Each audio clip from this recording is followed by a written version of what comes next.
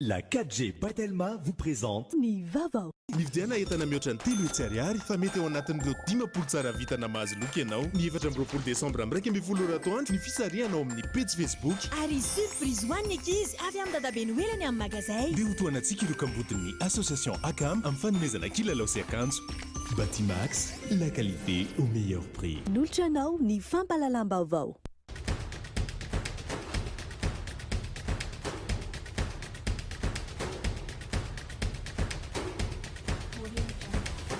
Nolotra anao ny fampalalam-baovao.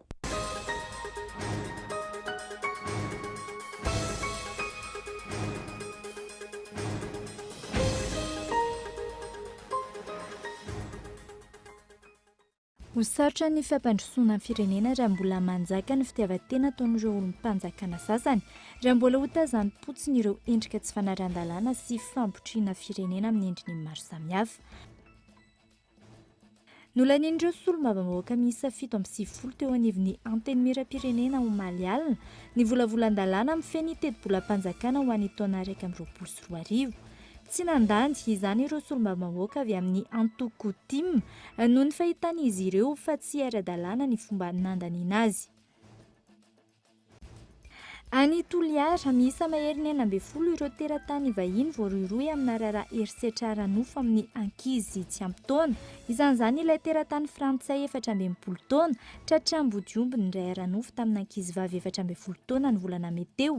Miantso ny fanamafisana ny sivana amin'ireo teratany vahiny miditra eto Madagasikara ireo fianakaviana ny aram-bona any toerana.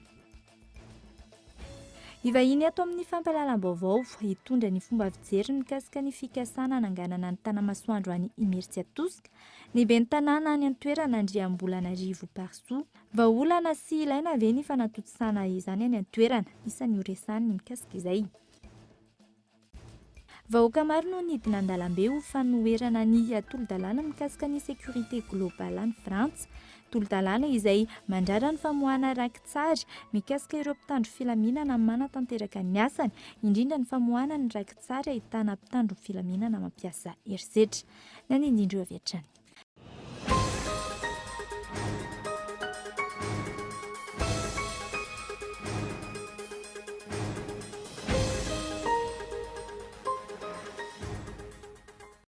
Tonklatsy topoko fahafaly miarabantsika rehetra tonga soindray ato anatin'izao fampalalam-baovao ny Kolo TV izao ary manasanao anaraka izany hatramin'ny farany.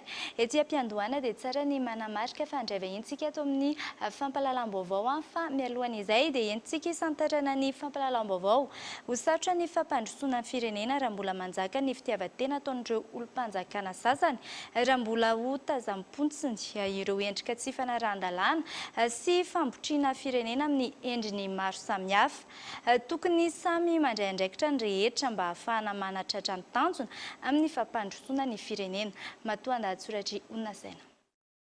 Na inona finiavana sy fitiavan'ny mpitatrika hitondra ny firenena tsaratsara kokoa, raha mbola misy mitsy valam-pandry sy mitady ny tombotsoa manokana, ho tratra aoriana hatrany Madagasikara sy ny vahoaka ao aminy.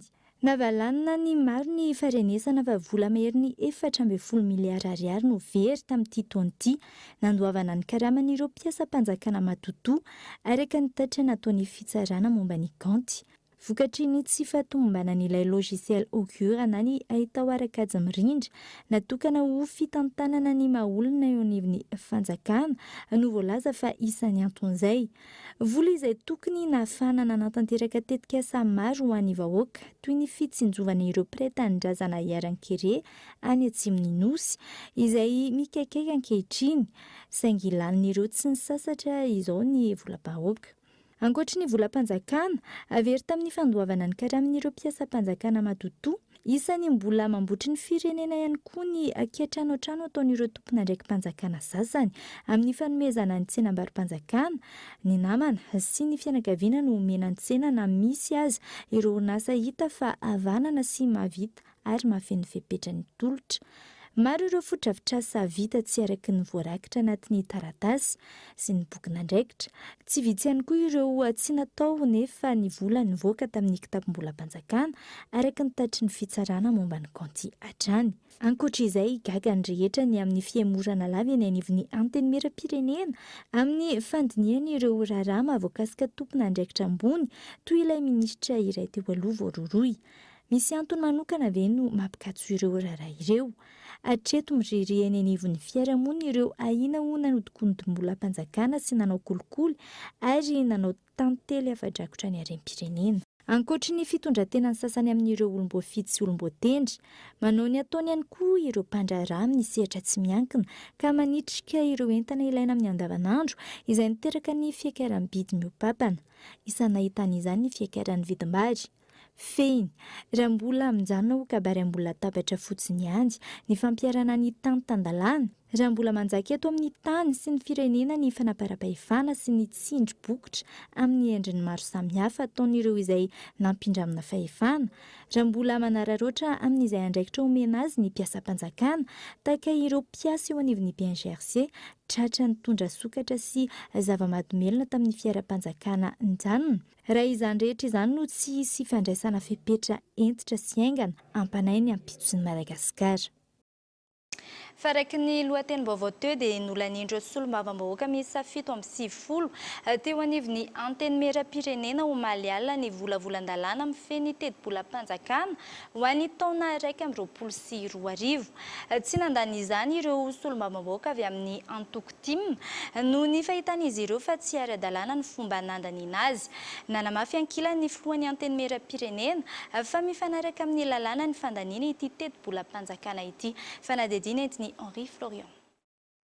Omalial no nolanin'ireo solombavambahoaka miisa 7 avy amin'ny IRD sy ny JPR ary ireo tsy miankina tena anivon'ny antenimieram-pirenena ny volavolan-dalàna ho an'ny teti-bolam-panjakana ho an'ny taona manaraka na ny LFI 2021.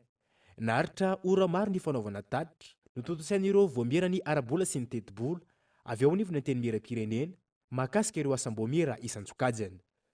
Taorian'ny fanaovana tatitra niroso tamin'ny fandraisana fanapahan-kevitra ny antenimiera ka nolanin'ny maro nisa tamin'izany ity teti-bola ho an'ny taona 2024 ity.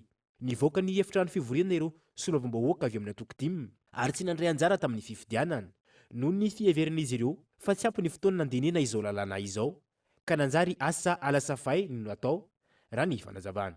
Fotoana izay ametrahana ny loi de finance eto amin'ny tenatren'ny antenimieram-pirenena ity dia voafehiny andininy 7 article 89 ny loi organique dia tsy maintsy mipetraka atao anatrehany antenimieram-pirenena ary 10 andro aoriana ny fametrahana ny lalàna fehizoro eto amin'ity antenimieram-pirenena ity izay vao tokony dinihana miditra amin'ny fifidianana ny lalàna tsy ampy 15 jours ny nametrahana ny loi de finance ity eto amin'ny antenimieram-pirenena fa natao azakazaka ray tosika ary nentina tetsteroa ary ny vaolana sy ny consigne rehetrarehetra izay natao dia natao tany amin'ny primature sy tany amin'ny toerana hafa dia tany izany no nanapahana fa ny eto amin'ny antenimieram-pirenena dia natao boîte aux lettres fotsiny na dia nisy ara ny fitabatabana sy fimenonana natao ny député rehetra teneniko mihitsy hoe rehetra fa rehefa tratra n'izay pression izay dia nangina ary dia niova fihetsika. Malona ireo voalazan'ny solombavambahoaka timma ireo nanamafy ny solombavambahoaka avy amin'ny IRD sy ny tsy miankina fa ara-dalàna ny nandaniana ity volavolan-dalàna ity ary mifanaraka amin'ny lalam-panorenana. Io moa ny interprétation zany amin'ny andalana ny lalam-panorenana dia milaza hoe tsy ampy ny fotoana nandiniana an'io fa fohy dia fohy satria milaza ny lalam-panorenana fa 20 andro ao arin'ny atongavana dia tokony hodiniana. Tsy izay amin'ny fijerena ihany zany fa hoe manana hatramy 10 andro ny andiniana an'ilay volavolan-dalàna mahakasika ny teti-bolam-panjakana zany ka zany midika zany fa navita alohany 10 andro izy dia ara-dalàna. Zahay amin'ny RD matoa zahay nandany ary efa nalàna ny hevitray efa nalàna ny hevitry ny rehetra ka matoa zahay nandany dia zahay dia matsapa tokoa fa mifanaraka amin'ny izay ilany ifoto ireny nambarana ireny. Dia ny fivoriana ara-potoana faharoa dia natao hoe session budgétaire na fotoana andinihana ny teti-bola-panjakana. Hitantsika ty ny ordre du jour tamin'ny 30 octobre io volavolan'ny lalàna nakasika ny teti-bola tonga teto amin'ny antenimieram-pirenena. Rehefa tonga eto dia mipetraka 2010 andro zay vao dinihana. Itsika androany manapaka an'itya fa 20 ny volana novembre. Dia alaitsika amin'izay mikajikajy tsotsotra hoe firy andro no natongavany teto anivony antenimieram-pirenena ary ny asany vao miera nandinihana an'izany. Ka ny tianao resana dia hoe nanara-dalàna tanteraka ary ny dinihana atao amin'ny atsipiriana.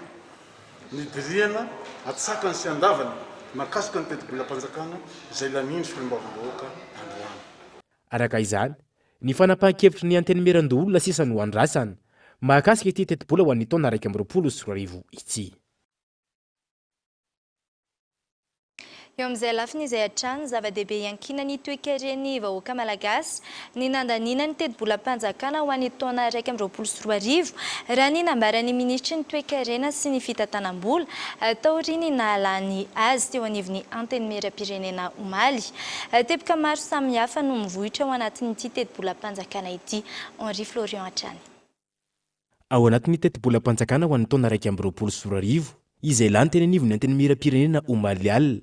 Mivotra ao anatiny fatombanina ho 20.7 isanjato ny tany fampiasam-bola na ny taux d'investissement ho an'ny taona 2024 raha toa ka 17.7 isanjato izany tamin'ny taona 2024. Vinavinaina ho 4.5 isanjato ny tany tombony toe-karena amin'ny taona 2024.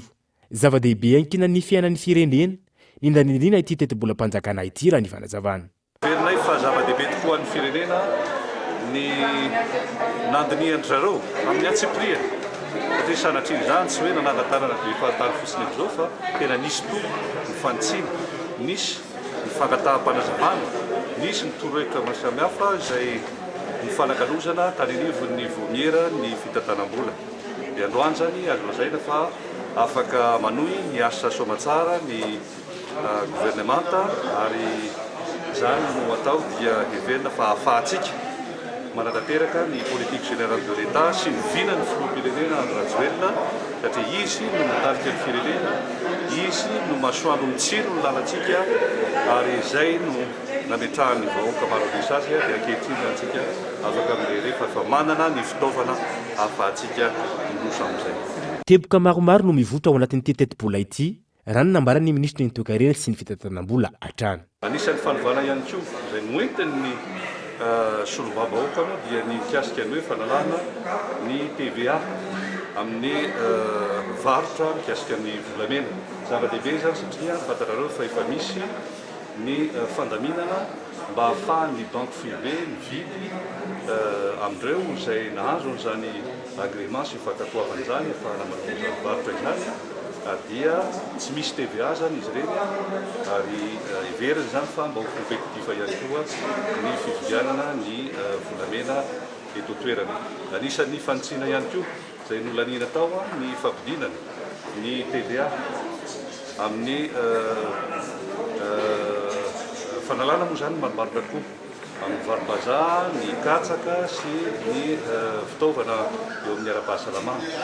Ary ny farany fa tsy ny kely indrindra dia ny famerenana ny droit d'assise ho 8 isanjato raha tamin'ny fotoana izy 10 isanjato dia amin'ny fotoana zany dia hoampidinina 8 isanjato satria ny antony dia heverina fa tokony iroborobo ny fikirakirana zany ny lafiny digital sy ny dématérialisation ino efa politika fatatsika fa ho apetraka amin'ny ataona ao anatin'ilay atsotsika hoe e-gouvernance ka noho izany dia heverina fa hitondra fanatsarana ihany koa eo amin'ny fampiasana ny fitaovana mikasika izany. Ankoatra ny fanarenana ara-toe-karena ny Madagasikara taorian'ny niatrehana ny valinaretina Covid-19 miompana amin'ny sehatra maro samihafa ihany koa ity teti-bola-panjakana ho an'ny taona 2024 ity. Famirongatra ny fanolanana sy fanararotana aranofo atao amin'ny ankizy tsy ampy taona ny toliara. Ankehitriny miisa mahery ny 40 ireo teratany vahiny voaroroy amina raharaha herisetra aranofo amin'ny ankizy izay. Isan'izany ilay teratany frantsay 14 taona tratram-bodiombo indray aranofo tamina ankizy vavy 14 taona ny volana melasa teo. Miantso ny fanamafisana ny sivana sy ny fanaraha-maso amin'ireo teratany vahiny miditra eto Madagasikara ireo fianakaviana niarambony any an-toerana fanadihadiana. Nitombo ny tranga fanolanana sy fanararotana aranofo ankizy tsy ampy taona tany Toliara nanomboka ny fiantombon'ity taona ity. Iray amin'ireo niarana izany ny zavikelin' Ray aman-dreny mony Toliara reto. Ny volana meteo teratany frantsay 14 taona tratram-bodiombo indray aranofo tamina ankizy vavy 14 taona. Tamin'ny atombohan'ilay raha zany iny moa rain'ny fianakaviana mandeha miasa tsy mody raha tsy hariva fa tamin'ny fotoana nitsangan'ilay raha andro atoandro ny sakafo zahay tan-trano ao tamin'izay sakafonay tsy mihina reo tsy mihinam-bary fa kelikely avao dia nohanindreo dia lasa reo ny lalao any. Zay mieritseritra hoe tsy lavitsy reo fa hoe antokotany ao boka ireo ambadika any ambadika ao misy pompokon'olo zahay matsaka amin'ny pompokon'olo any dia akaiky ny fahatsara pompokon'olo ao le vazaha mipetraka dia antsointsoin' le vazaha zany reo eo. Ka le raha zany efa misy mpanara-maso an'le vazaha mahalala hoe ity vazaha ty mampitsa tsy ampy taona isaky ny mahita zaza zany tambatambazany biscuit ronono entiny zazareo zany hanindreo tsintsifindreo avao reny boaty ronono reny ambadika any tsy asehondreo ray aman-dreny ka izany tsy hinanandreo zany vary tan-trano ao efa tambatambazan'le vazaha efa nomeny fotoana angamba reo dia tokony atoandro avy ny sakafo iny zany nialandreo tan-trano tao. Mantsaka reo mantsaka iny zany fa mahavita hadalana mpanaovin'le vazaha anazy. Le zaza 14 dia le anankiray nentiny 10 taona. Dia le 10 taona lalao tantokotany ao dia nanontaniana koa za 10 taona iny hoe nanao akory nareo ty vazaha io indraindray zany laoloviny koa le zaza 10 taona fa tsy nataony firaisana zany fa laoloviny. Fa le anankiray zany tena tsatsa tao an-trano, tsatsa tan-tranon'le vazaha. Dia reo polisy reo zany ro nitsofoky na tsatsan'le raha, tsatsan'ny borida tsy miakandro mihitsy reo izy roa tanatin'ny trano tao. Tsy voalohany nanaovana ity teratany frantsay ity izany, tsy mijanona amin'ny fanaovana firaisana aranofo. Misy ireo maka horonan-tsary azy ireo, sakafo sy vola no isotomany ireo ankizy. Afenina dia mitondra zany aza zaza moa tsy hoe vola hoatriny koa ane zany.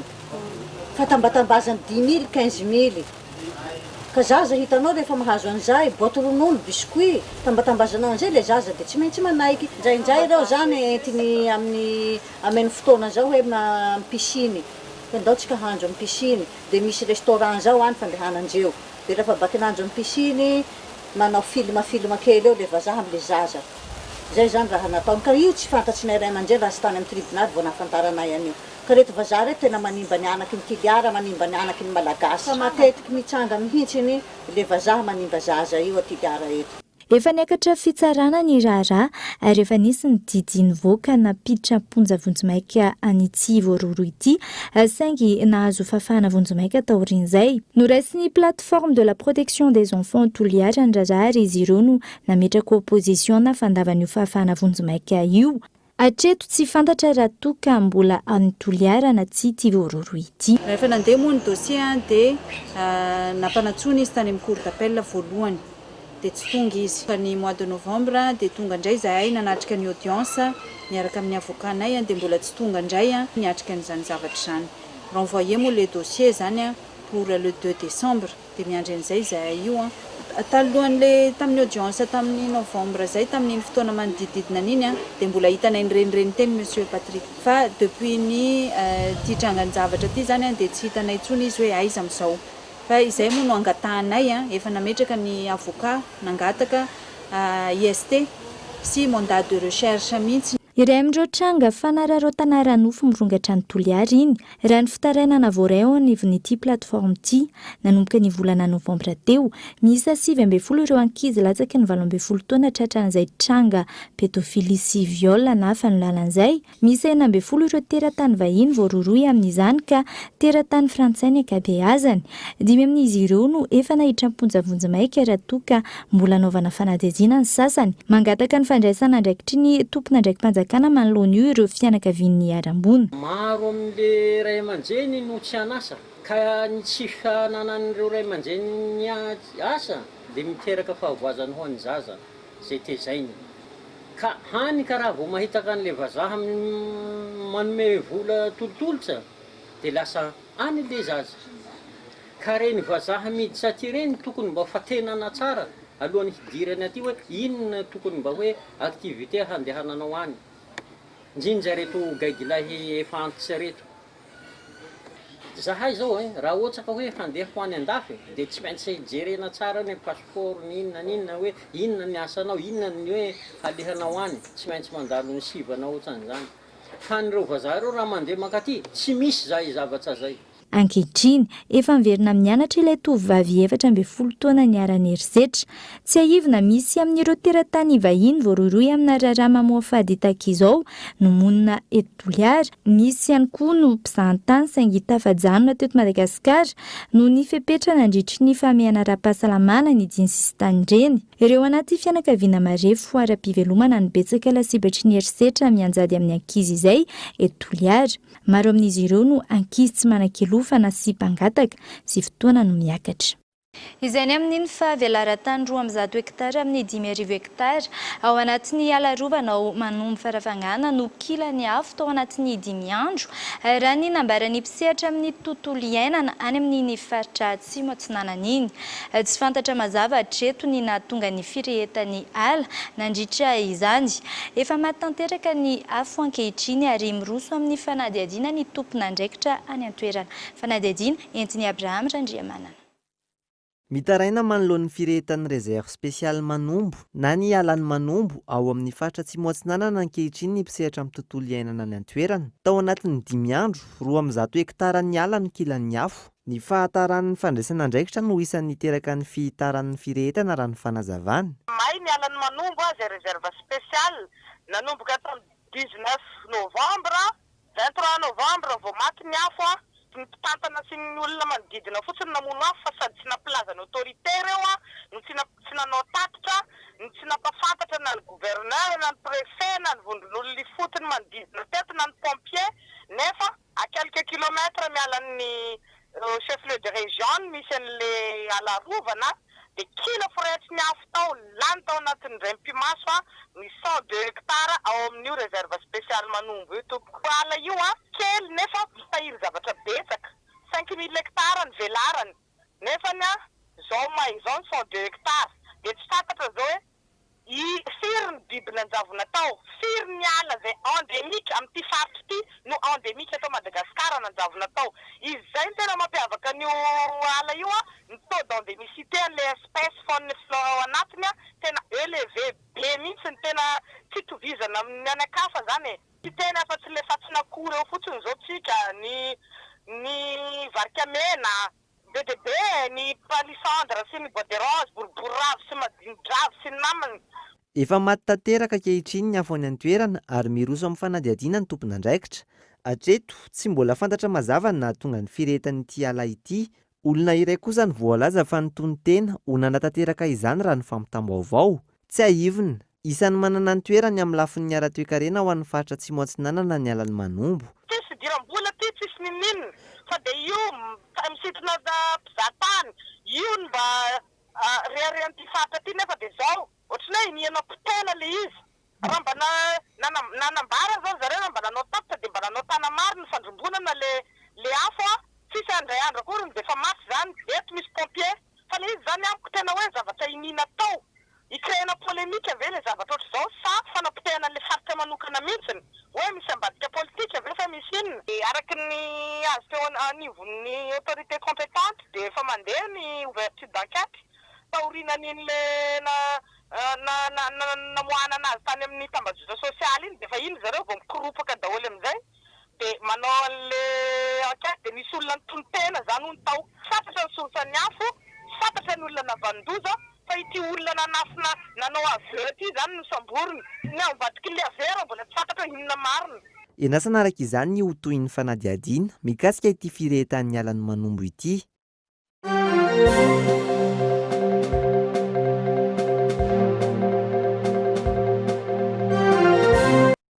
Vaovao ny fampielezan-kevitra komina miisa 3 tao amin'ny Vakinakaratra distrika Mandoto no nanaova ny kandida loha lisitra natolotry ny antoko malagasy miara-miainga amin'ny fifidianana olo-olona fampielezan-kevitra androany. Tanjona hoy ny kandidany ametrahana ny asin'ireo mpifidy vaventy ka izany indrindra no nidinany teny anivon'ny komina anao ny fampielezan-kevitra izay. Andeha rahantsika avetra ny mikasika an'izay.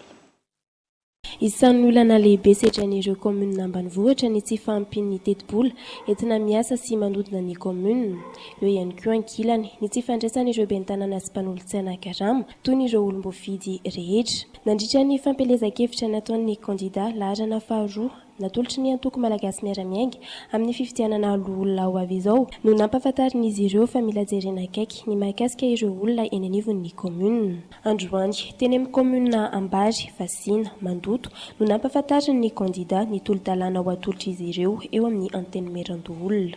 Ary izay dia anolotra tolo-dalàna eo anivon'ny anteny meran-doolona io mba hanovana ny satan'ny mpanolontsaina ny komuna mba hitovizany zareo zo rehefa lazaiko hoe zo dia hoe eo amin'ny fandraisana karama fa za tsy miteny akory hitovy ny karama fa eo amin'le fandraisana karama ka hanolotra an'izay tolo-dalàna zay zahay tompoko. Za tsy teny ho azo zany, za tsy hanakombaka mbavaka aminareo fa ny zavatra afaka teneniko anareo fotsiny dia hiady zahay mba hitanareo ahazonareo amin'izay zo tokony mendrika tokony anananareo izay. Averiko tsara io famerenana ny fahefana eo anivon'ny komuna, ny fanomezana etomanana amin'ireo tompona andraikitra eo anivon'ny komuna, ny hiadivana anampiakarana araka ny lazainy Andriamatoa ben'ny tanàna teo subvention maro samihafa zay no hoentinay ho tolo-dalàna ho atolotray amin'ny anteny meran-doolona. Amin'ny maha olom-bofidy sy mpifidy vaventy ireo ben'ny tanàna sy mpanolontsaina amin'ny fifidianana ho avy izao ilaina hatrany hoy ny kandida ny ametrahana ny asin'izy ireo antony fidinana ifotony izay natao androany.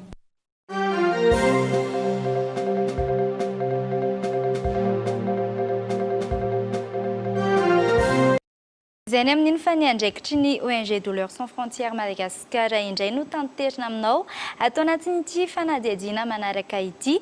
Eo ihany koa ny mampiavaka azy amin'ny fitsaboana ny aretina fanaintainana. Andeha rahantsika avy hatrany. Fikambanana tsy miankina iraisam-pirenena mijoro ara-panjakana ny ONG Douleurs Sans Frontières Madagascar misehatra amin'ny fanatsarana ny fandraisana ny tanana ny fanaintainana sy ny soins palliatifs na ny fitsaboana mampitony miara-miasa amin'ny ministera ny fahasalamana sy ireo toeram-pitsaboana isan'ambaratongany. Ny atao hoe soins palliatifs na fitsaboana mampitony dia fitsaboana mitohy mivoatra taterahan'ny ekipa maromaro omena ireo marary tratran'ny arety mandoza izay sokajin'ny mpitsabo tsy ahitana fahasitanana intsony kanefa izay aretina tsy ahita-pahasitanana intsony izay dia mitohy mivoatra ao anatin'ilay olona ary mahatonga sorotra aretina manelingelina azy dia ny fitsaboana omena ireny marary ireny zany ny atao hoe soins palliatifs na fitsaboana mampitony. Manana ny tanjona mampiavaka azy amin'ny fitsaboana mahazatra ny ONG Douleurs Sans Frontières Madagascar voalohany amin'izany hanomezana fitsaboana tsara kalitao an'ny marary ary ny fandanjalanjana araka ny tokony ho izy ny fampiasana ny fanafody.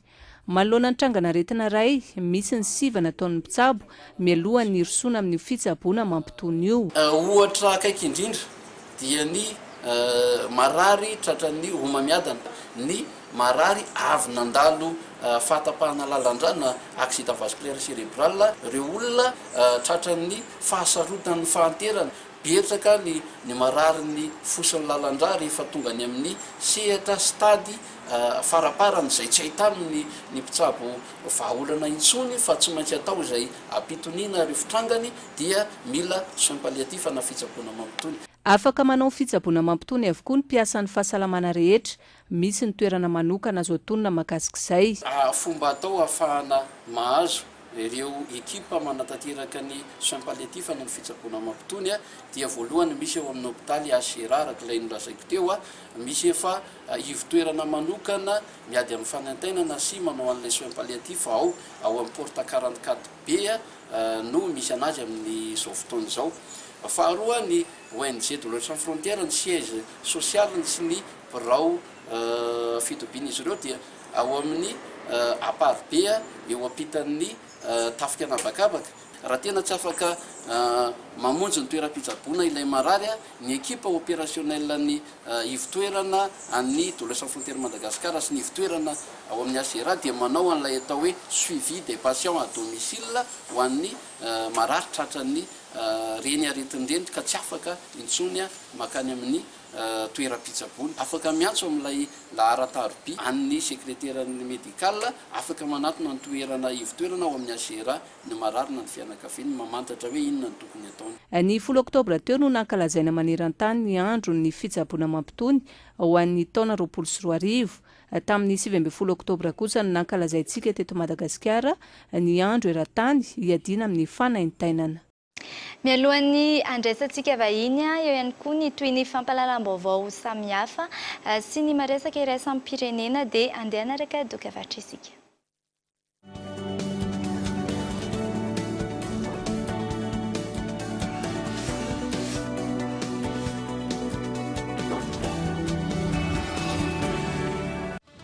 D'autres courent les 24 heures du Mans, d'autres regardent 24 heures chrono. Et ton data est utilisé à 24 heures sur 24 sur l'offre Telma Net One Week 1,5 Go à 10 000 arrières. Tape vite le dièse 322 étoile 73 dièse ou achète ton offre via Mvool et gagne un bonus data de 20%.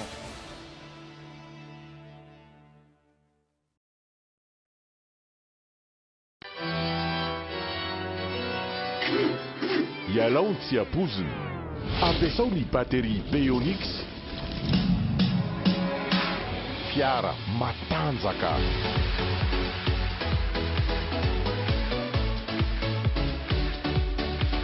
Vaovao hitahirizana angovo mitondra herinaratra. Batterie tsy mila fikarakarana.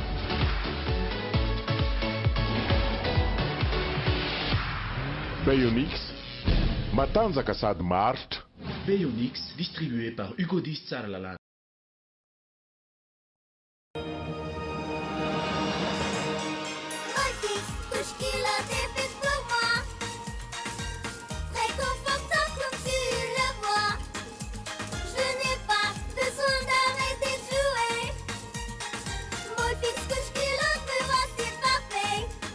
Une invention de Molfix juste pour votre bébé. Les couches culottes Molfix sont dotées de la technologie d'élasticité pour s'adapter au corps de votre enfant. Les nouvelles couches culottes Molfix, une invention des bébés pour les bébés.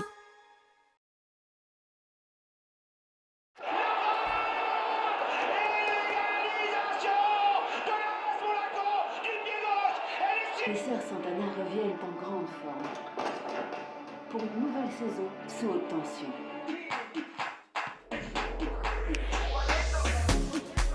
Jerusalema ikayalami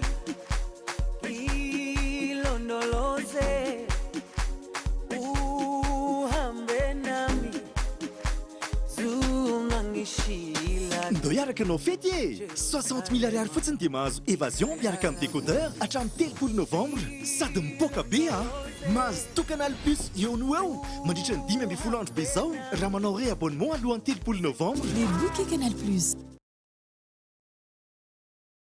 Sous le haut patronage de son Excellence, M. Ange Razuel, président de la République de Madagascar, rendez-vous pour l'inauguration de la série des Business Forums régionaux de Madagascar du 1er au 3 décembre 2020 à Tuliar, sous le thème de l'émergence régionale à travers la promotion des chaînes de valeur prioritaires et de l'industrialisation. Le Business Forum régional à Timandjefan réunit sur un même plateau tous les acteurs du développement économique. Au programme, des panels de discussion et des dialogues publics-privés sur le développement régional et des work sessions avec les opérateurs locaux. Business Forum régional à Timandjefan du 1er au 3 décembre 2020 à Tuliar avec Orange.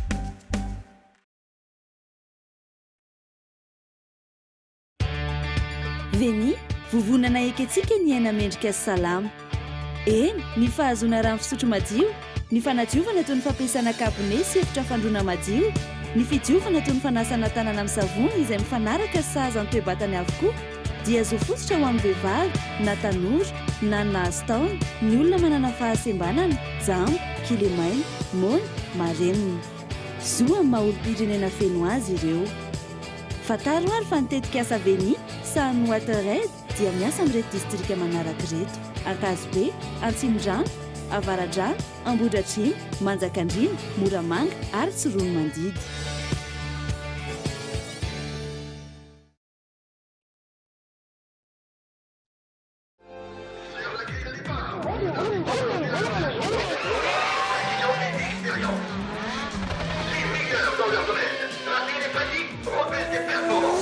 Bic 200 itimes. Bic Confort 2. Bic 300 itimes. Bic Flex 3. Bic Flex 4.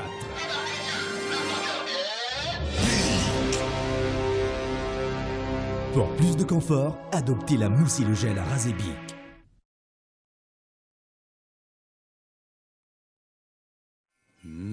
Manimanitra. Ye, efa manitra fety ao amin'ny Batimax. Fety be ao amin'ny Batimax mandritra ny volana Desambra. 500 hatramin'ny 70% be izao ny fihenam-bidy. Ka mividiana eo eny amin'ny magazay. Mividiana entana mihoatra ny 3 hetsy ariary fa mety ao anatin'ireo 10 tsara vita na mahazo loka ianao. Ny 4 Desambra am'raika ambin'ny 10 atoandro ny fisarianao amin'ny page Facebook. Ary surprise ho an'ny ankizy avy amin'ny dadabe noelany amin'ny magazay. Dia hotoanantsika ireo kambodin'ny association ACAM amin'ny fanomezana kilalao sy akanjo. Batimax, la qualité au meilleur prix. Dans le cadre du 60e anniversaire de l'indépendance de Madagascar, sous l'égide de la Fédération malagasse de motocyclisme, Bira Motoclub, Motoclub Mada, Likimoli et Trace Madagascar vous présentent l'événement Xinov Ambomalaza Time Attack 1.0. Le dimanche 29 novembre 2020, une course contre la montre de moto gros cylindrée sur plus de 4 km. Sponsor, ProSecurity, Blue Sky Hotel, partenaire média, Cool TV, boisson officielle, XXL.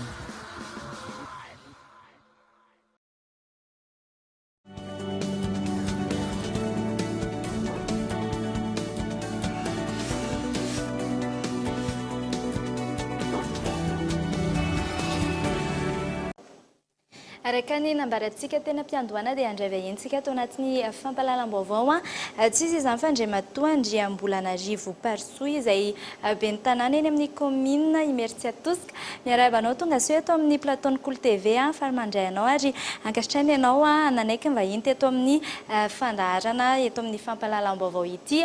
Fantaniko voalohany avy hatrany mikasika ny resaka tanamasoandro no resantsika amin'ny ity androany ity. Araka ny efa fantatsika moa dia ny Imeritsiatoska indray no sanan'izay ny hevitranao mikasika an'izay raha toka teny Ambotry Manjaka no nokasaina ny totosaina ilay izy teo aloha ny findreny Imeritsiatoska ny eny ve amin'izao fotoana izao azo anatanterahana an'izay fananganana goavan'izay. Ia, dia faly miaraba nareo eto amin'ny Cool TV sy ny fampahalalam-baovao ny Cool TV ary miaraba manokana ihany koa ny vahoaka mpanaraka tsy tapaka ny Cool TV ary singana manokana angambany ny fiarabana ny commune Imeritsiatoska ny vahoaka rehetra mabe ny tanàna ny tenao miaraba tompoko. Avy hatrany angamba dia miditra amin'ny fanontaniana izay napetraka ao teo manodidina ny resaka tetikasa masoandro hoe amin'ny mampitondra ny tena ao amin'ny commune Imeritsiatoska ahoana no fomba fahitako anazy. Rehefa nanana fikasana ny filoham-pirenena nametraka ny tetikasa tanamasoandro tao Ambotry Manjaka dia ny arahantsika nahita moa fa somary nitrangana savorovorokila tona sy ny olana kely majinijinika tao anatin'izay fatra zay. dia rehefa nisy an'izay a tsy te apisy ny olana izy dia namindra ny tetikasa ao amin'ny commune Imeritsiatosika izay tafiditra Soamantsara ao anatin'ny farim-piadidin'ny tenako amin'ny maben'ny tanàna ampanidry tena lehibe. Ahoana no fomba fahitako an'izay zavatra izay? Ny voalohany indrindra aloha dia tonga dia mahintsy no amaliko azy manao hoe tsy sakana ary tsy vato manao arina, tsy volo manao arandrana ny tetikasa ny tenako fa dia makasitraka tanteraka ny filoham-pirenena ny safidy ny ametrahana ny tetikasa Tanamasoandro amin'ny commune Imeritsiatosika. Ny antony ny tsy ametrahana sakana ao anatin'izany dia malalaka dia malalaka ny tany-panjakana ao amin'ny commune Imeritsiatosika io mahatratratra any amin'ny atsasany mahery izay sa atsasany latsaka raha tsy diso ny fomba filazako anazy alako tsy ny sao dia sanatria diso atsasaka 1000 hektara eo na mahery ny atsasaky ny 1000 hektara eo izay toeran'izay. Ny tiako ambara zany dia hoe azo anatanterahana somatsara an'ilay tetikasa Tanamasoandro ny ao anatin'io faritra io. Fa kosany ny ametrahako kely fa kosany mazava ho azy misy manodidididina kely an'izay faritra zay satria efa vita vonjy-maika moa zao ny famaritana ny tetikasa Tanamasoandro izay eo amin'ny 1000 hektara eo.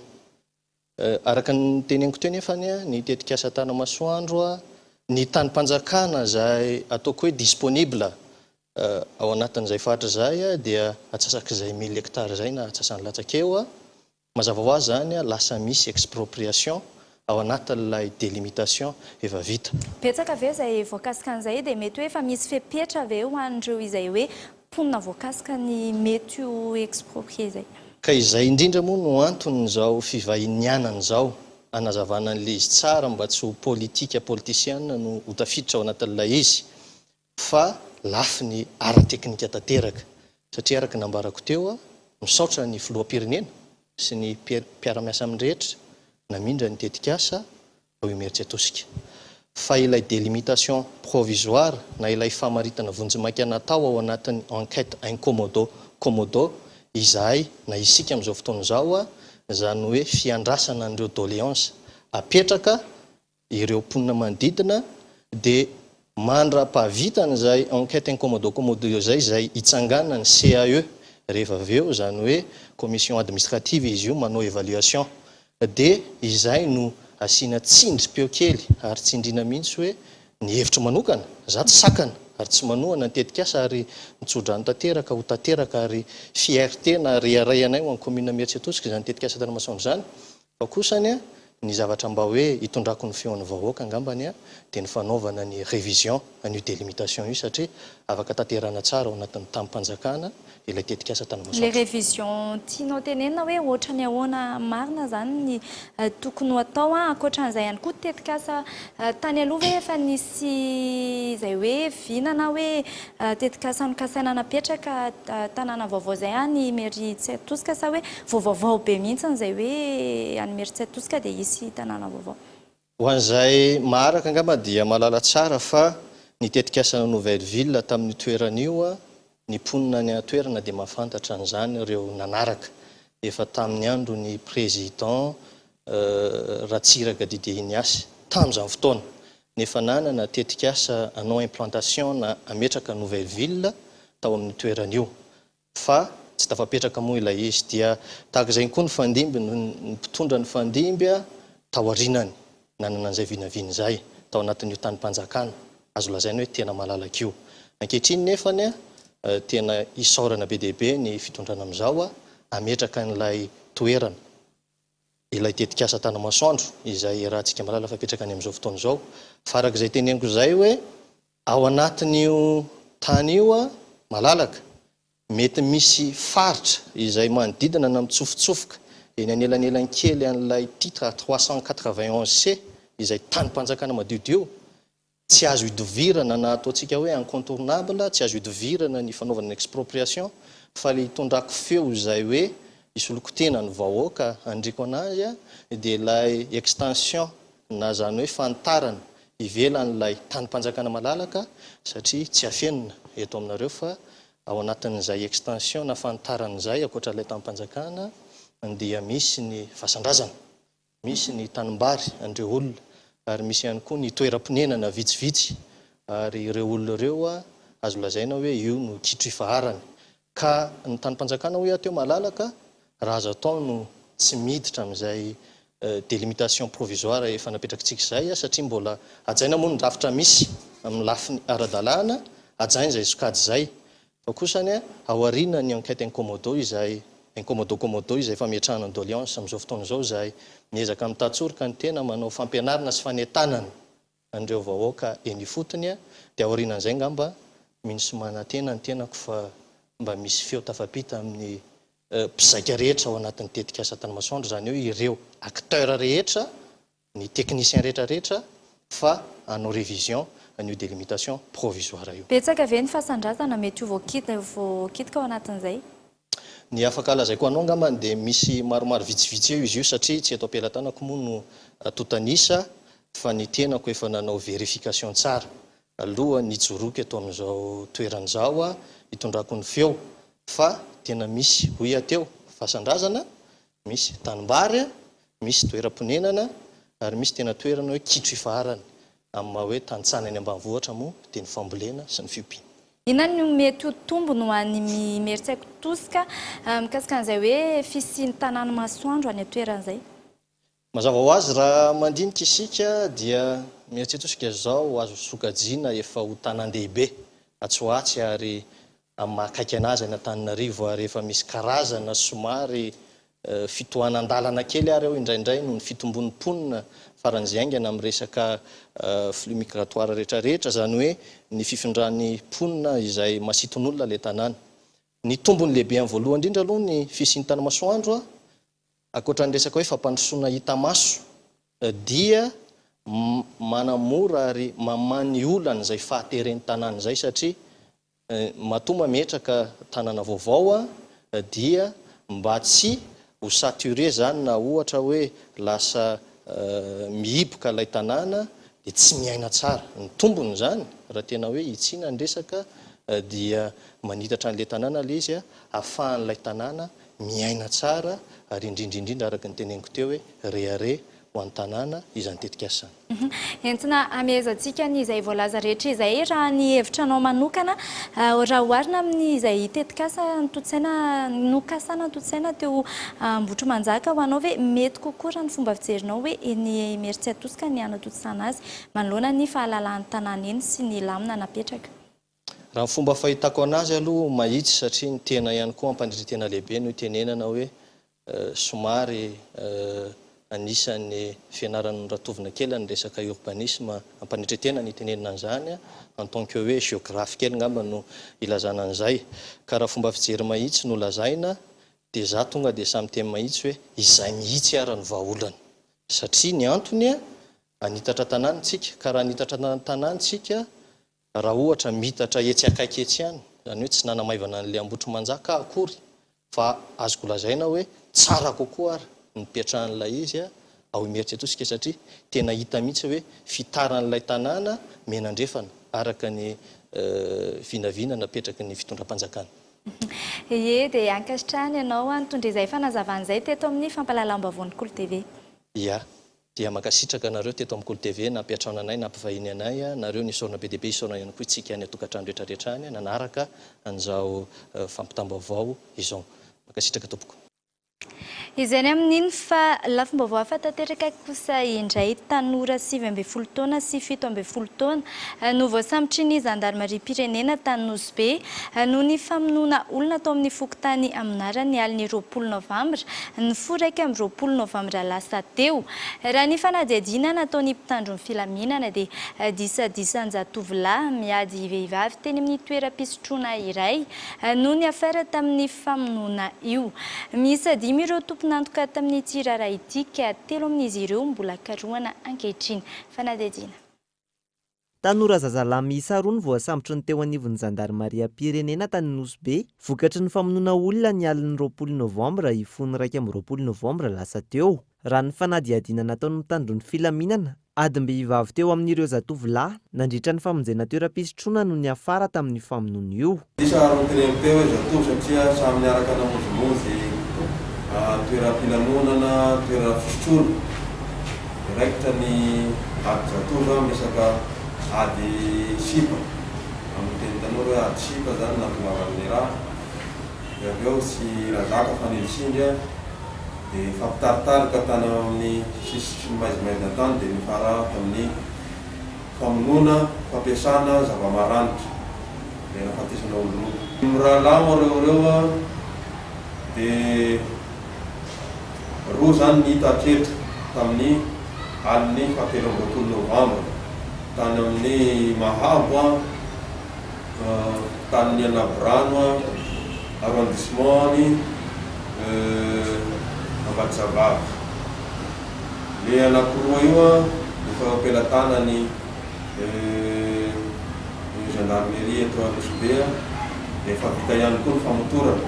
Miisa 5 ireo tompon'anoka tamin'ity famonoan'olona ity ary tanora efa nigadra ny iray tamin'izany raha ny fanazavana. Nanamafy ny teo anivon'ny mpitandro ny filaminana fa isan'ny nanosika ireto tanora ireto anatanteraka ity tranga ity ny fifohana zava-mahadomeliny. Le fifohana jamala no mahatonga zavatra zany satria raha olona normal manan-tsaina afaka mandinika tsy havitan'ny zavatra vitan'ireo tanora reo fa fifohana jamala. Nareo ray aman-dreny re mba iangaviana mandray an-tanana ny zanatsika. Zaza 30 taona hoe dia amin'ny minitra sasakalina zay vao mody any an-trano. Tsy mandray andraikitra tsika ray aman-dreny dikan'izay. Ka entanina ihany koa ny eny anivon'ny fokotany. Anareo ny ray aman-dreny bea eny anivon'ny fokotany ihany zay miara-miasa akaika amin'ny tany filaminana. Arak'izany, mitohy ny fanadihadiana ataon'ireo mpitandro ny filaminana ankehitriny ary miisa 3 ireo mbola karohina amin'izany. Fa hifarimina amin'ny fanatanterahana ireo tetikasa maika sy laharam-pahamehana anatin'ny faritra Analamanga ny mpiara-miombonantoka ara-bola sy ara-teknika. Izay no isan'ny tebika nisongadina nandritry ny 3 andro nanamariana ny andro iraisam-pirenena ho an'ny faritra. Ankalazainy eto Madagasikara, eto amin'ny tanin'ny Repoblika Madagasikara isan-taona araka izany ny andro iraisam-pirenena ho an'ny faritra ity. Ary ny fanadihadiana entiny Yves Richard. Tsy ampianatanterahana ny tetikasa fampandrosoana samy hafa eny anivon'ny komuna ny vola mpilatanan'ny faritra raha ny eto Analamanga. Tsy tontosa araka ny tokony ho izy arak'izany fanatanterahana ny asa no kasaina atao raha tsy misy loharanom-bola hafa. Araka ny teneniko teo manana teti-bola zatao hoe 2 milliards zay ny Analamanga zao fa lansady satria mbola fatara fotsiny le ty le teti-bola dia efa niasa nanao ny pitsopitsony rehetra nanao ny appel d'offre mba azahoan'le entreprise satria tsy hoe miandro vola tonga zay vao hiasa fa efa niasa mihitsy fa ny manatombony ihany aloha ny Analamanga satria reo vola zay ataoko hoe fonds propre dia misy any amin'ny 9 milliards any dariary ahafahana miasa manatanteraka zavatra maro teto amin'ny faritra Analamanga. Ankoatra ny mahandro iraisan'ny pirenena azy, hitadiavana loharanom-bola ho fanatanterahana ny tetikasa mpampandrosoana izay indrindra no tanjona anatin'ny fanamariana ny andro iraisan'ny pirenena ho an'ny faritra. Ny tena azo sotomina tao anatin'iny zany dia ohatran'ny Analamanga manokana dia misy ireo tetikasa maro zay teo tsy voavoatsy ny nangatahan'ireo ataoko hoe ireo miala avany amin'ny fotony zany hoe commune tena naiky ireo mpamatsy vola reo hoe zay tena ilainareo maika eo izy dia mety aty aminay dia anantona an'ireo mpiara-mantoka ireo zany zay hitondra le projet Kolo ohatra dia any amin'ny ohatra any amin'ny ambasadiny Japon ohatra tena zavatra tena matotra izy ary nafapohandrareo ny zavatra mitranga zao ary ilainareo Madagasikara. Androany no ny farana tamin'ny fomba ofisialy ny fanamariana ny andro iraisam-pirenena ho an'ny faritra. Izay ny tontosaina tetsy amin'ny lapan'ny fanatanjahantena sy ny kolotsaina Mahamasina. Araka ny fanazavana, amafisina ny hetsika ho fanamariana ny andro ny mpankalazana isan-taona ary ezahana ny ankalaza azy manerana ny faritra 2020. Fa mikasika ny toetrandro kosa indray vahaolana niraisy ny sampandraharaha misahana ny toetrandro eto Madagasikara ny fandatsahana orana artifisialy manoloana ny tsy fampinirano eto andrenivohitra. Hanomboka ny voalohan'ny volana Desambra izao ny fanatanterahana any amin'ny faritra Andekaleka sy tsy azo mpaniry raha ny nambarany tompon'andraikitra. Raha ny fanadihadiana. Manoloana ny tsy fahampiany eto andrenivohitra, vahaolana narosin'ny sampandraharaha misahana ny toetrandro sy ny jirama ny fandatsahana orana artifisialy raha ny fanazavana. Andrenivohitra moa dia mikaikika tokoa amin'ny resaka tsy fahampiany dia efa manomboka amin'ny voalohany volana desambra dia anomboka mifandatsahan'ny orana ny jirama miaraka ny fodifikantarana toetrandro ho anandekaleka tsy azo mpaniry. Ho an'ny fianaratsoa dia manomboka amin'ny voalohany volana desambra any no mety isika ataona hoe condition favorable anaovana fandatsahan'ny orana fa dia manara-maso fefa mandinika izay tokony azo atao ny tompony andraikitra amin'izao fotoana izao. Mikasika ny toetrandro, vinavinaina hitoy ato anatin'ny 3 volana manaraka ny fiakaran'ny maripana raha ny fanazavana. Ny hafanana gaingaina dia efa voavinavina na ny amin'ny volana oktobra izany no amin'ny volana novembre efa namoaka ny fodifikantarana toetrandro fa mirona makany ny maripana mihoatra ny tokony ho izy eto amin'ny Madagasikara ny teto am-bavarazy ity ary ho an'ny 3 volana ho avy raha ny vinavina ho avoakatsoatsy dia mbola izay ihany no hitranga. Saika manerana nosy no mikaikaika ankehitriny ny vokatry ny tsy fahampiany rano. Raha tsy ilaza fa tsy ny eto Antananarivo, Fianaratsoa ary indrindra ny amin'ny faritra Atsimo. Andrasana ny fandatsahana ity orana artifisialy ity sy izay fepetra ho raisin'ny fanjakana ao aoriany hamahana izao olan'ny rano eto Madagasikara izao. Fa hatramin'ny fiandohan'ny taona dia olona iray faingo 4 tapitrisa mahery eto Madagasikara, izany hoe 5 faingo enisanjato ny vahoaka no marary ny tazomboka. Iray amin'ireo manampy an'i Madagasikara amin'ny ady amin'ny tazomboka ny firenena Amerikanina, $920 tapitrisa amin'ny $220 tapitrisa natokana ho an'ny ara-pahasalamana no isorohana sy tsaboana ny tazomboka eto amintsika. Fanadihadiana ety ny Michela Ranarton. Arety mandoza ho an'ny mponina tapitrisan'ny maro eto Madagasikara ny tazomoka, io no aretina faha-efatra mpahazon'ny olona ary antony iray lehibe hitadiavan'ny fitsaboana eny amin'ny tobim-pahasalamana. Hatramin'ny fiandohan'ny taona dia olona iray faingo 4 tapitrisa mahery eto Madagasikara, izany hoe 5 faingo 400 ny vahoaka no marary ny tazomoka. Iray amin'ireo manampy amin'ny Madagasikara amin'ny ady amin'ny tazomoka ny firenena Amerikanina, $920 tapitrisa amin'ny $220 tapitrisa natokana ho an'ny ara-pahasalamana no isorohana sy hitsaboana ny tazomoka eto Madagasikara. Isa arak'izany ny famindrahana odi-moka ny 520 ny atitrano ireo mponina amin'ny distrika miisa 5 ahitana tahana tazomoka ambony, Toliara Faharoa, Sakara, Betsioka Atsimo any amin'ny faritra Atsimo Andrefana, miampy ny distrika ny Iosy sy Akora any amin'ny faritra Iorombe. Tanjona ny fiarovana mponina miisa 1.2 tapitrisa, ahitana vehivavy bevoka 3,5 alina ary zaza latsaky ny 5 taona mahery ny 2 hetsy. Misedra olana ny tontolon'ny asa tanana misehatra amin'ny rofia eto Madagasikara. Tsy misitraka tanteraka ny rofia misy eto amintsika izy ireo. Miondrana avokoa ny ankamaroan'ny rofia raha ny fanazavana. Michela Ranarton. Iray amin'ireo akora fototra iankina ny asa tanana malagasy ny rofia. Miavitsy anefa izany amin'izao raha ny fanazavana. Tsy misitraka tanteraka izany ny mpanao asa tanana malagasy. Olana ane zao hoe, le rofia raha ny tena izy tokony ho ampy fa ny olana tsy raha eto Antananarivo izany zao tsika dia izay ohatra hoe tsy maintsy eny amin'ny koa mividy izany hoe izay rofia hitanao eny tsy maintsy vidinao. Rehefa tonga izany ilay commande dia indraindray na hoe ratsy ny rofia hitanao any dia ianao tsy maintsy miasa. Ao anatin'izay koa tsy inona nefa hoe mbola be dia be ny rofia verika ao anatiny. Dia lasa hoe misubika an'ilay faratsian'ilay matiaka izany izay. Dia nefa tsika manana rofia tena tsara. Raha tonga dia exporté daholo. Dia izay lalan'izay izany no mba hansitomana foana ny sain'ny rehetrarehetra. Dia mba miverina mampiatsika kely an'izay hoe mba tsara dinihana dia izay izany mba angatahana. Manao antsoava arak'izany izy ireo mba hisian'ny fanaraha-maso sy ny fametrahana ny rafitra manokana miaro izay sehatry ny rofia izay eto amintsika. Tokony ho arovana dia ny rofia.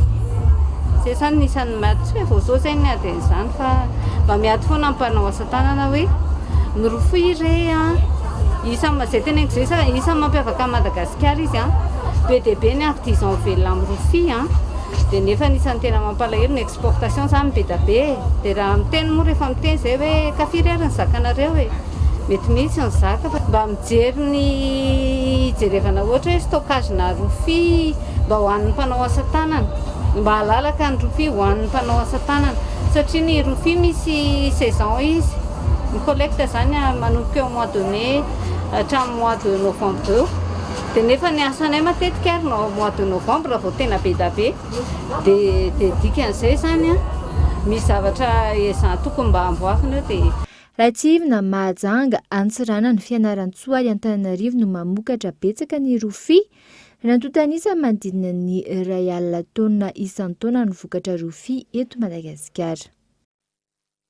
Mivoatra sy mitombo ireo sary ampiraty ny hetsika sarinao ary loha hevitra miompana amin'ny fisorohana ny fiparihan'ny valan'aretina coronavirus eto amintsika trano no avohitra. Tanjona ankoatra ny fanentanana ny fanomezana sehatra sy fanampiana ireo manan-talenta amin'ny fakana sary. Arao ny fanadihadiana.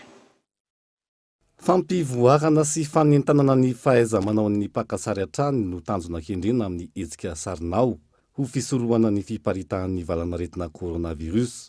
Eny tsara faritra Tsimbazaza no anatanterahana ny hetsika manaraka ary aharitra herinandro izany. Loha hevitra amin'izany dia momba ny fametrahana ara-tantara zany ny fandalovan'io valan'aretina coronavirus io dia fanentanana koa indrindra ny vahoaka zany mba tsy siny tsy hoe sanatria siny deuxième vague ohatran'ny any amin'ny firenena mandroso ohatran'ny any Europa koa zany eto amintsika. Amin'izao fotoana izao mantsika dia ohatran'ny efa manajanona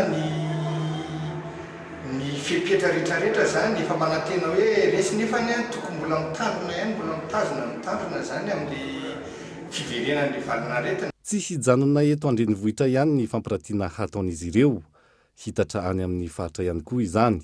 Ny sarinao dia amin'ny mahasarinao anazy dia tsy eto Antananarivo rery zany fa makany amin'ny province ary amin'ity faharaka ambin'ny folo andeha amin'ny faharaka ambin'ny folo ity zay dia miezaka zany le sarinao zany tsy dinao an-trano fa miezaka manatona vahoaka zay ohatran'izany zao dia aty Tsimbazaza misy koa ny any amin'ny plein air tsy hoe Taninarenina sy ny karazany ihany fa any amin'ny province zao zay vita zao ty dia makany iosy zay manao sensibilisation dia efa manomana sady koa ny any Tamatavy zay anisan'ny vomafy tamin'ilay coronavirus zany miaraka amin'ny Tananarivo efa manomana any Tamatavy dia mety izy koa Majunga. Ao anatin'ny iray volana tsara isika izao, hetsika maro no natao hanampiana ireo mpanantalenta amin'ny fakana sary iarahana amin'ny hetsika sarinao. Ny mety io fiatrekan'ny fitrandrahana terara ho tanterahan'ny orinasa iray ao amin'ny distrika Nambanja sy ireo distrika manodidina no ho tanterina aminao ao anatin'ny fandarana alalino izay arahina eto amin'ny fahita lavitra Kolo rapitso amin'ny fitora ariva. Andeha arahintsika avy hatrany ny andindinika asikan'izay. Mila misafidy ny fanjakana hoy ny mpaitokarena nanaovana fanadihadiana. Hiditra amin'ny fitrandrahana ve ary amelan'ny sehatra ny fizahantany sa izotra makany amin'ny fampandrosoana maritra. Le fanontaniana voalohany dia hoe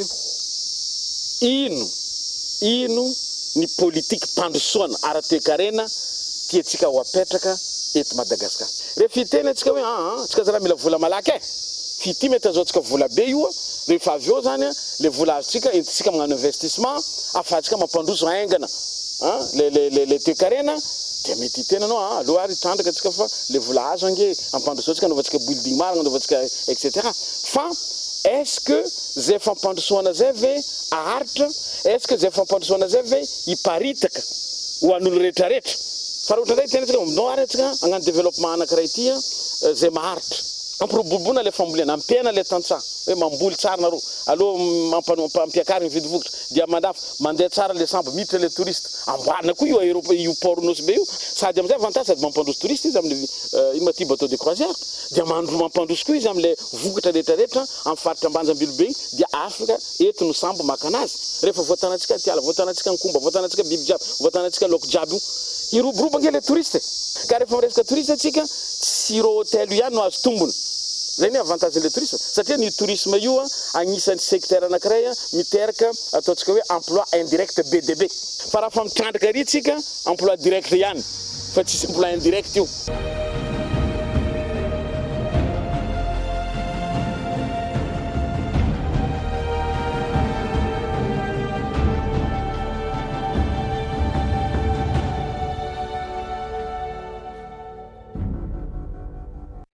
eo amin'ny maresaka iraisam-pirenena kosa indray vahoaka maro no nidina an-dalambe ho fanoherana ny tolo-dalàna mikasika ny sécurité globale any frantsa ny tolo-dalàna izay mandrara ny famoahana rakitsary mikasika ireo mpitandro filaminana manatanteraka ny asany indrindra ny famoahana ny rakitsary ahitana mpitandro filaminana mampiasa herisetra fanadidiny eo amin'ny sariny France 24. Vahoaka maro no manohitra ny tolo-dalàna makasika ny filaminana ankabeny na ny sécurité globale indrindra ny voalaza ao amin'ny 2020 any Frantsa nanomboka androany. Nahatalanjona ny maro makasika ity tolo-dalàna ity izay naroso taorian'ny rakitsary mampiseho ny trangana herisetra nataona mpitandro ny filaminana iray tamina tanora mpamokatra rakikira. Sora-bavety mitondra afatra maro manoloana izany no lanjain'ireo mpanao ny fihetsiketsehana.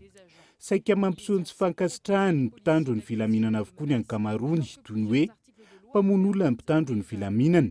Efa nandritra ny herinandro no nitarika ady hevitra ny makasika ity lalàna momba ny filaminana ankabeny ity indrindra ny ao amin'ny 2020 izay mandrara ny famoahana rakitsary makasika ireo mpitandro ny filaminana manatanteraka ny asany indrindra ny famoahana rakitsary ahitana mpitandro ny filaminana mampiasa herisetra. Eritaona an-tranomaizina sy lamando manodidina ny 5,400 euro ihany koa ny sazo ho an'izay olona manaparitaka ny rakitsary makasika io. Isany natao hiaro ny mpitandro ny filaminana eo am-panatanterahana ny asany araka izany ny tolo-dalàna raha ny fanehoan-kevitra. Na voalaza aza fa tsy voakazika izay ny mpanao gazety any an-toerany. Isany efa nitsikera izany kosa ny teo anivony ONU sy ny fikambanana miaro ny demokrasia sy ny fahalalahana maneho hevitra sy ny maro hafa. Dia izay ankoa tompoko lasy tompoko vava namarana ny fampahalalam-baovao tamin'ity alina ity ankatrinainy ianao nanaraka izany hatramin'ny farany. Veloma tompoko.